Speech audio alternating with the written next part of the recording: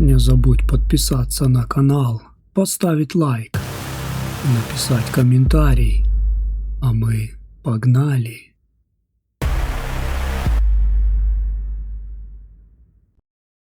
Осень 2025 года выдалась холодной и дождливой. 5 подростков из Пскова уже месяц планировали поездку в заброшенный военный санаторий «Сосны», который стоял в глухом лесу в 43 километрах от города. Место было легендарным среди сталкеров и любителей темного туризма. Даня, 17-летний лидер, высокий, уверенный в себе, всегда с дроном и GoPro. Кира, его девушка, красивая, дерзкая, обожала снимать страшный контент для TikTok и YouTube. Влад, тихий парень-ботаник, носил очки, вечно таскал с собой блокнот и любил копаться в старых документах. Настя, смелая, резкая, единственная, кто реально умел драться, всегда носила с собой складной нож.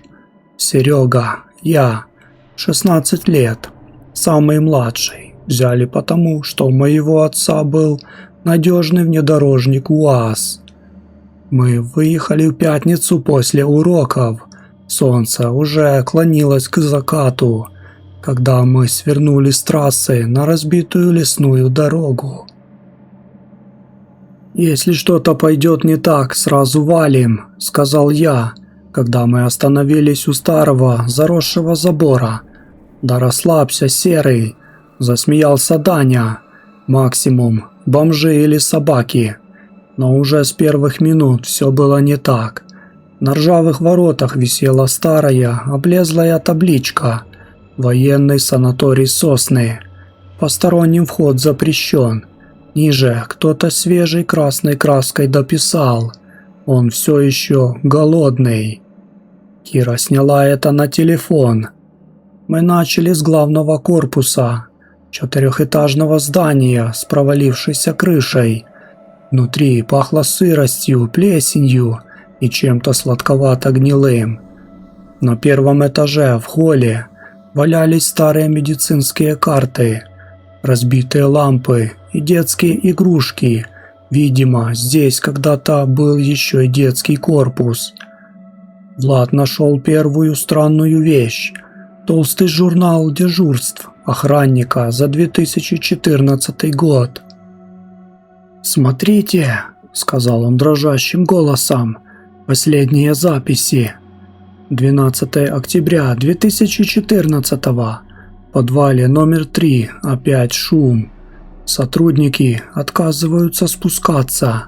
15 октября, сегодня видел его. Это не человек. Больше не могу здесь работать. 17 октября, он вышел, запер все двери. Если найдете этот журнал, не спускайтесь в подвал». Даня посмеялся, но смех вышел натянутым. Около 9 вечера мы спустились в подвал главного корпуса. Фонари выхватывали из темноты старые ржавые кровати, медицинское оборудование и кости. Сначала мы подумали, что это животные, но Влад, который увлекался анатомией, вдруг побледнел. «Это человеческие и довольно свежие. Мясо еще не полностью сгнило». Настя выругалась. Кира начала снимать, хотя руки у нее тряслись. И тогда мы услышали это. Глубокий, утробный рык, будто из самой земли. За ним тяжелое влажное дыхание. Оно приближалось. «Назад!» – крикнул я.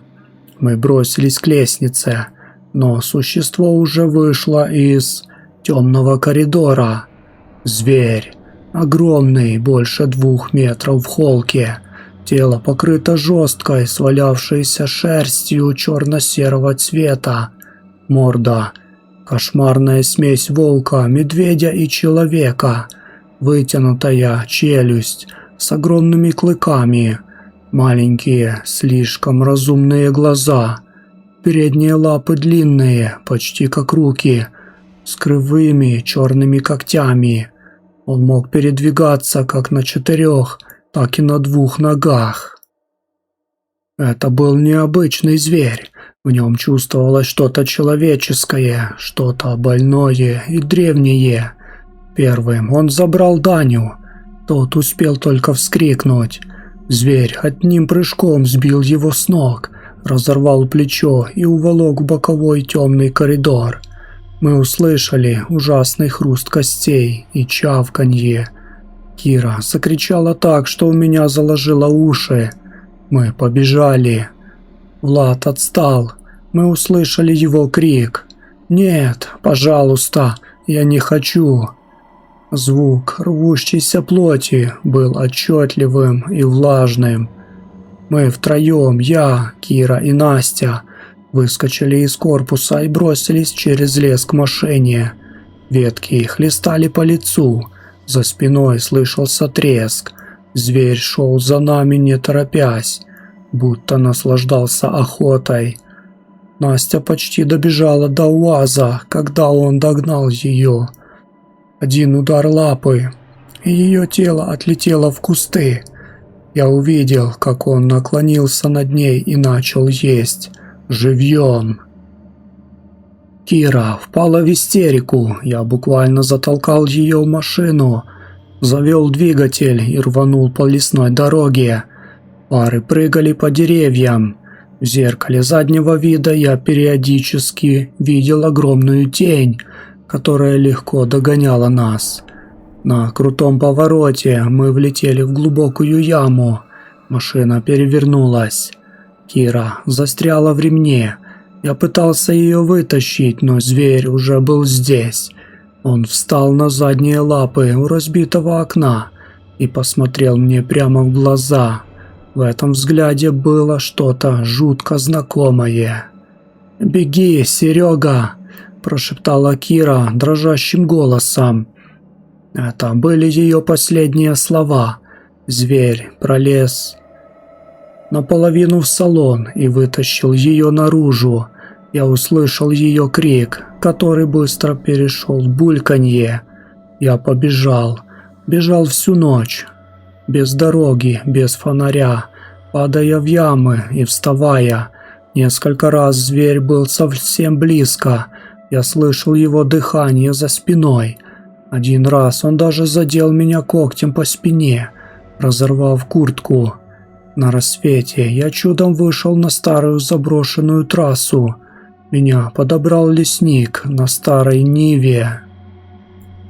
Полиция меня сначала приняли за сумасшедшего, но когда нашли машину и останки, начали слушать.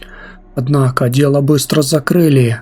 Официальная версия – нападение стаи волков или медведя-шатуна. Останки не подлежат опознанию, но я знаю правду. Я вернулся домой. Родители думали, что я просто в шоке. Я почти не спал. Каждую ночь мне казалось, что под окном кто-то тяжело дышит.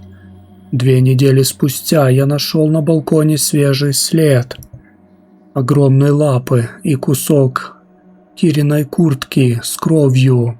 А вчера ночью я проснулся от того, что в комнате стоял тяжелый запах мокрой шерсти и крови. В углу, в темноте, горели 2 желтых глаза. Он смотрел на меня, и я понял, он не зверь, он помнит меня. Он оставил меня напоследок, чтобы я помучился. Я пишу этот рассказ сейчас, сидя в запертой комнате. За окном уже темнеет. Если вы когда-нибудь решите исследовать заброшенный санаторий Сосны под Псковом, не ходите. Особенно не спускайтесь в подвал, потому что там живет нечто, что когда-то было человеком, и оно все еще голодное. Спасибо за просмотр. До встречи и спокойной ночи.